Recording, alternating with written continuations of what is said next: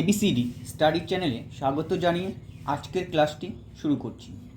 তোমাদের সাথে আজকে আলোচনা করব তোমরা যারা নবম শ্রেণীর ফার্স্ট ইউনিট টেস্ট পরীক্ষা দেবে 2025 সালে, তোমাদের জন্য রায় ও মার্টিন প্রশ্নবিচিত্রা থেকে আজকে সমাধান করে দেখাবো ইতিহাস বিষয়ের মডেল স্কুল 1, 2, 3, 4, 5 অর্থাৎ প্রথম 5টি স্কুলের সমস্ত ছোট প্রশ্নের সঠিক উত্তর নিয়ে। চলো দেরি না করে আলোচনা শুরু করা যাক। প্রথম এমসিকিউ প্রশ্ন, 1719 খ্রিস্টাব্দে ফরাসি বিপ্লবের সময় ফ্রান্সের সম্রাট ছিলেন? উত্তর হবে ষোড়শ লুই, সি নাম্বার অপশন। পরের প্রশ্ন, ফ্রান্সে তামাকজাত পণ্যের উপর যে কর নেওয়া হতো তার নাম হবে ডি নাম্বার অপশন 8। ষোড়শ লুই অর্থমন্ত্রী হিসাবে নিযুক্ত করেছিলেন? উত্তর হবে বি নাম্বার অপশন তুর্গকে। তারপরে প্রশ্ন, ফরাসি জাতীয় সভার অধিবেশন বসেছিল? উত্তর হবে ডি নাম্বার অপশন 5ই মে 1789 খ্রিস্টাব্দে। অবাধ বাণিজ্য নীতির পক্ষে ছিলেন? উত্তর হবে B number option Adam Smith. পরের প্রশ্ন, ইয়র্ক ছিলেন?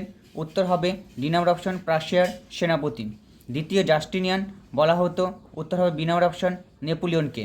টিলসিতে সন্ধি হয়েছিল? উত্তর হবে এ নাম্বার অপশন 1807 খ্রিস্টাব্দে। পরের প্রশ্ন, নীলনদের যুদ্ধে নেপোলিয়ন পরাজিত হন? উত্তর হবে প্রথম আলেকজান্ডারের কাছে, সি নাম্বার অপশন। পরের প্রশ্ন, নেপোলিয়নের মৃত্যু হয়? উত্তর হবে C number option Saint Helena দ্বীপে। এবার বাম স্তম্ভের সঙ্গে ডান স্তম্ভ মিলিয়ে লেখো। চতুর্দশ লুই হবে আমি রাষ্ট্র, বি নাম্বার অপশন। স্পেনীয় ক্ষত, এটা হবে নেপোলিয়ন। ক্ষমতা স্বতন্ত্রীকরণ নীতি, এটা হবে মন্তেস্কু। পরে 2 নম্বর মডেল স্কুল, সোশ্যাল কন্ট্রাক্ট গ্রন্থটি রচনা করেন? উত্তর হবে D number option Rousseau. Capitation ছিল? উত্তর হবে সি নাম্বার অপশন উৎপাদন ভিত্তিক আয়কর। আমি রাষ্ট্র এ কথাটি বলেছেন? উত্তর হবে এ নাম্বার অপশন চতুর্দশ লুই। ব্রান্সউইক ঘোষণাপত্র জারি করেছিলেন বা জারি করা হয়েছিল? উত্তর হবে এ নাম্বার অপশন 1792 খ্রিস্টাব্দে 25শে জুলাই। রোবস্পিয়র ছিলেন একজন? উত্তর হবে সি নাম্বার অপশন জ্যাকোবিন দলের নেতা। নেপোলিয়ন মিলান ডিক্রি জারি করেন? উত্তর হবে সি নাম্বার অপশন ইংল্যান্ডের বিরুদ্ধে। 1805 খ্রিস্টাব্দে 21শে অক্টোবর সংঘটিত ট্রাফালগারের নৌযুদ্ধে পরাজিত হয়েছিল? উত্তর হবে বি নাম্বার অপশন ফ্রান্স। দ্বিতীয় জাস্টিনিয়ান নামে পরিচিত ছিলেন? উত্তর হবে এ নাম্বার অপশন নেপোলিয়ন। পরের প্রশ্ন, 1807 খ্রিস্টাব্দে নেপোলিয়ন ও রাজা ষষ্ঠ চার্লস ফন্টেনব্লু চুক্তি স্বাক্ষর করেন? উত্তর হবে বি নাম্বার অপশন স্পেনের রাজা। নেপোলিয়নের মৃত্যু হয়েছিল? উত্তর হবে সি নাম্বার অপশন 1821 খ্রিস্টাব্দে 5ই মে। তারপরে প্রশ্ন, ইনটেন্ডেন্ট কারা? উত্তর হবে বুর্বো শাসনকালে প্রাদেশিক শাসন ব্যবস্থার অন্যতম প্রধান স্তম্ভরূপে পরিচিত বিশেষ ক্ষমতাশালী রাজস্ব সংগ্রাহক কর্মচারী ছিলেন ইনটেন্ডেন্ট। আবার বলছি, বুর্বো শাসনকালে প্রাদেশিক শাসন ব্যবস্থার অন্যতম প্রধান স্তম্ভরূপে পরিচিত বিশেষ ক্ষমতাশালী রাজস্ব সংগ্রাহক কর্মচারী ছিলেন ইনটেন্ডেন্ট। পরের প্রশ্ন, ফ্রান্সকে রাজনৈতিক কারাগার বলে উল্লেখ করেছেন? উত্তর হবে ভিনসেন্ট স্মিথ। পরের প্রশ্ন, থার্ড স্টেট বলতে কী বোঝো? উত্তর হবে ফরাসি বিপ্লবের পূর্বে ফ্রান্সে বসবাসকারী সাধারণ মানুষ যথা কৃষক, শ্রমিক, দোকানদার, ব্যবসায়ী এরা তৃতীয় সম্প্রদায় বা থার্ড স্টেট নামে পরিচিত। পরের প্রশ্ন, কত খ্রিস্টাব্দে নেপোলিয়ন ফরাসি জাতির সম্রাট উপাধিপ্রাপ্ত হয়েছিল? উত্তর হবে 1804 সালে। পরের প্রশ্ন, টিলসিতে সন্ধি কোন কোন দেশের মধ্যে স্বাক্ষরিত হয়েছিল? উত্তর হবে ফ্রান্স ও রাশিয়ার মধ্যে। সালটা হবে 1807 সালে। পরের প্রশ্ন, ফরাসি বিপ্লবের মূল 3টি আদর্শ কী ছিল? উত্তর হবে সাম্য, মৈত্রী ও স্বাধীনতা। এবার আলোচনা করব 3 নম্বর মডেল স্কুল। প্রথম প্রশ্ন, থিওরি অফ ট্যাক্সেশন গ্রন্থের রচয়িতা কে? উত্তর হবে B number option Adam Smith.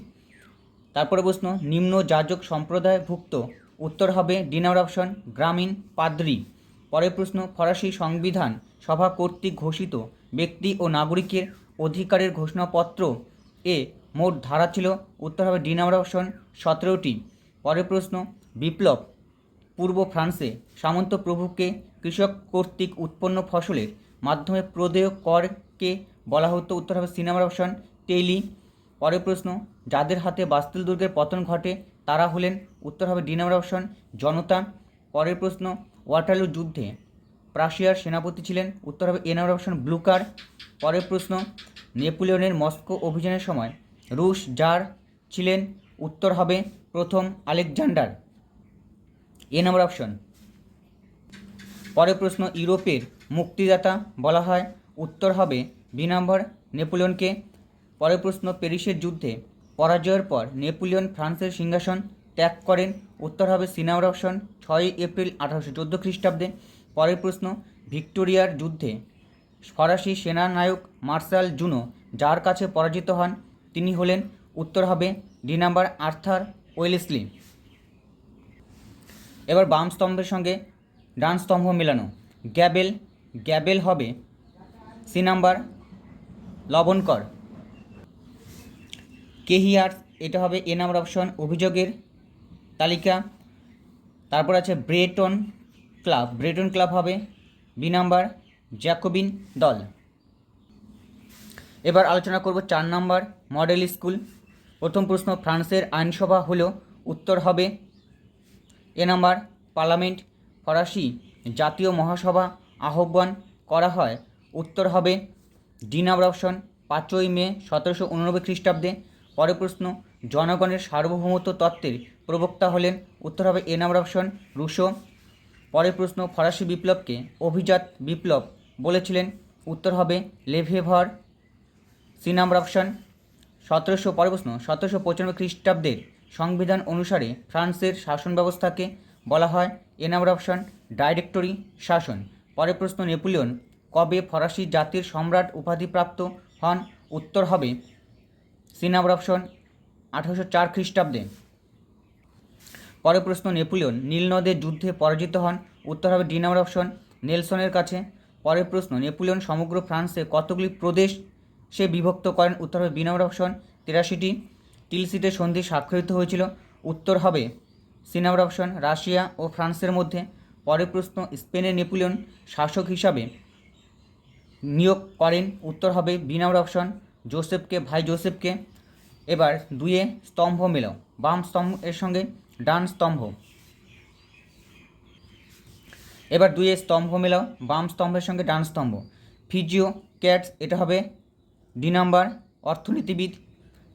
সিজালপাইন প্রজাতন্ত্র, এটা হবে সি নাম্বার বিদ্রোহী প্রতিরোধ সমিতি। 2 নম্বরে মন্তেস্কু, মন্তেস্কু হবে 1 নাম্বার। এ নাম্বার নিয়মতান্ত্রিক রাজতন্ত্র। জুনটা, জুনটা হবে বি নাম্বার অপশান ইতালি। এবার আলোচনা করব 5 নম্বর স্কুল। প্রথম প্রশ্ন, কোট নেপোলিয়ন রচনা করেন? উত্তর হবে এ নাম্বার অপশন 4 জন। আমার ইচ্ছায় আইন উক্তিটি? উত্তর হবে এ নাম্বার অপশন ষোড়শ লুইয়ের। পরের প্রশ্ন, নীলনদে যুদ্ধ হয়েছিল? উত্তর হবে বি নাম্বার অপশন 1798 খ্রিস্টাব্দে। পরের প্রশ্ন, ফ্রান্সে শ্রম কর বা বেগার খাটাকে বলা হতো? উত্তর হবে করভি, সি নাম্বার অপশন। পরের প্রশ্ন, চতুর্থ শক্তিজোট গঠিত হয়েছিল? উত্তর হবে ডি নাম্বার অপশন 1813 খ্রিস্টাব্দে। পরের প্রশ্ন, স্টেট জেনারেলের অধিবেশন আহ্বান করেন? উত্তর হবে সি নাম্বার অপশন ষোড়শ লুই।